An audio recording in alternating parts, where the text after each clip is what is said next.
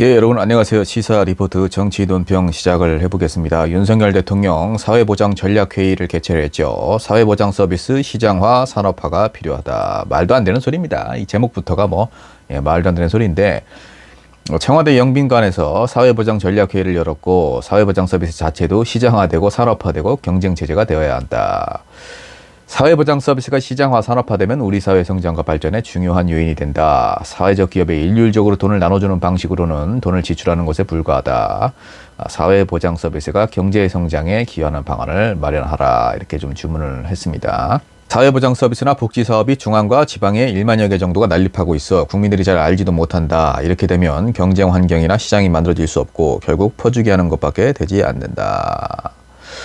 근데 사회보장 서비스가 이제 종류가 여러 가지요. 사회보험도 있고, 공공부조도 있고, 사회 서비스도 있고 이런데, 그 중에서 이제 사회보험과 공공부조 같은 경우에는 경쟁 환경이 만들어지면 안 되죠. 지방자치단체 간의 경쟁 환경이 만들어질 수가 없는 거고, 그렇게 되면 이제 복지의 불균형이 생기기 때문에 지방의 재정이 좀 충분한 지방자치단체들은 상대적으로 좀 시민들에게 돌아가는 복지가 다양하고 크다면, 그렇지 않은 지방자치단체는 그 반대가 될 수 있기 때문에 경쟁 환경이 되어서는 안 되는 건데, 이제 사회 서비스 같은 경우에는 이미 어느 정도 좀 경쟁 환경이 되기도 했죠. 양로원이라든지 주간보호센터 같은 경우에도 어느 정도는 이제 좀 경쟁화가 되어 있어서 민간과 어떤 공공의 영역에 좀 혼합이 돼서 복지가 좀 시행이 되고 있는데, 사회보장 서비스라는 게 이 세 가지를 다 얘기를 하는 거예요. 사회보험, 공공부조, 사회서비스 이렇게 다 얘기를 하는 건데,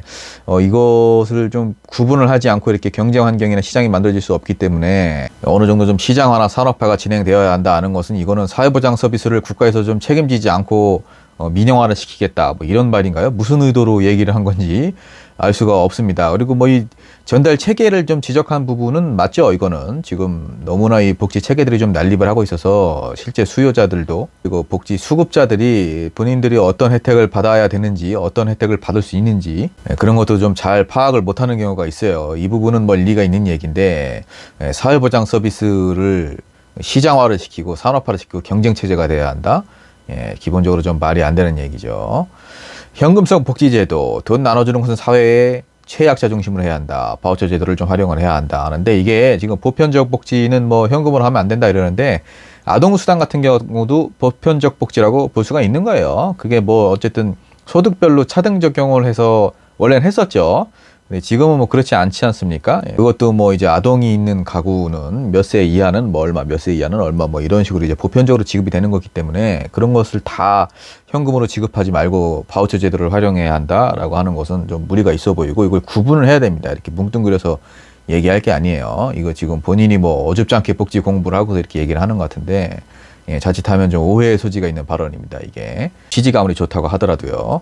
자, 다음 소식입니다. 오발령 사태 책임 떠넘기는데 여당 재난 때는 과해도 된다. 참, 재난 때 과해도 되는데 왜 이태원 참사 때는 그렇게 부족하게 했습니까? 서울시. 그때는 왜 이런 말을 안 했습니까? 여당. 뻔뻔한 인간들이죠. 북한의 우주 발사체 발사와 관련해서 서울시의 경계 경보로 혼란이 벌어진 것을 두고 이제 국민의힘이 지나친 게 모자란 것보다 낫다. 관련 과정에 대해서 파악을 해보겠다. 재난에 관련해서는 지나친 게 모자란 것보다 훨씬 낫다. 문제의 경위는 자세히 봐야겠지만 우리 국민들에게 안보는 아무리 지나쳐도 지나침이 없다고 생각한다. 이렇게 지금 국민의힘에서 편을 들고 있는데, 일각에서는 또 어이가 없는 일이다.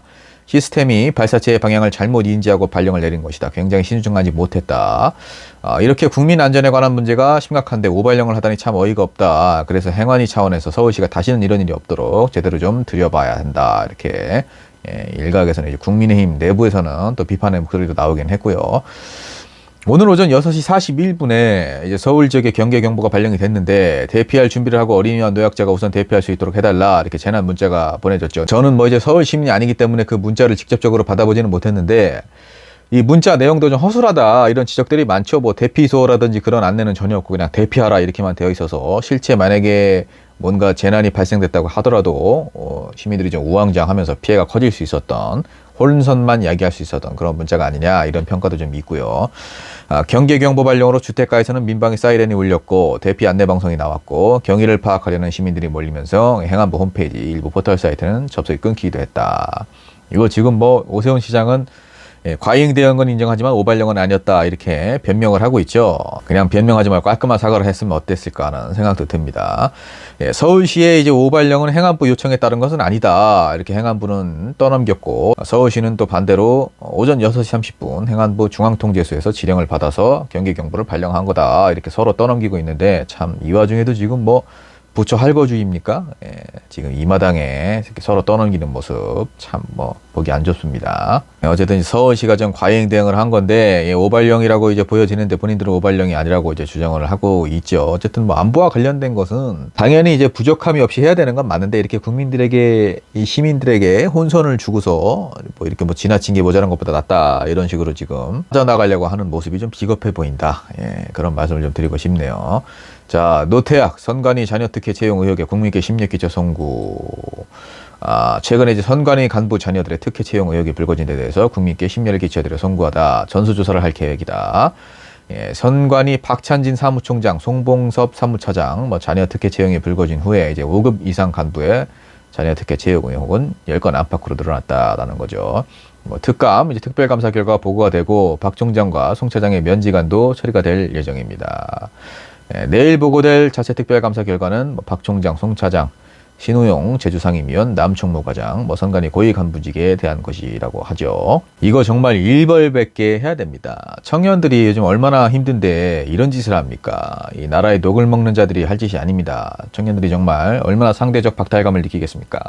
지금 청년 고독사도 심각하죠. 문제가 취업이 안 돼서 경제적으로 고립이 돼서 홀로 쓸쓸히 죽어가는 청년들도 있는 상황에서 지금 이렇게 있는 집 자식들, 권력자들의 자식들은 이렇게 별다른 노력을 하지 않고 큰 노력도 하지 않고 혜택을 본다면 이게 정말 공정한 사회겠습니까? 일벌백계 하기를 바랍니다. 지켜보겠습니다. 마지막 소식입니다. MBC 압수수색에 민주당, MB정부 악습 못 끊고 계승, 펜때 놓으라는 얘기냐. MBC 기자와 뉴스룸, 본사 뉴스룸이죠. 경찰이 참 압수수색까지 했어요. 참 너무 어이가 없습니다. 윤석열 대통령과 정부 여당이 언론 장악 시도를 본격화한다면 국민들의 분노를 피할 수가 없다. 지금 당장 언론 장악 시도를 멈춰야 한다. 명백한 과잉 수사이고 언론 탄압이다. 수사를 받는 기자와 압수수색을 당한 MBC가 하필 공교롭게 지난해 한미 정상회담 때 윤석열 대통령 비속어 논란을 보도를 했던, 바이든 날리면 그거죠. 보도를 했던 이 기자와 MBC인데 왜 하필 이분들을 압수수색했을까요? 이게 정말 우연의 일치입니까?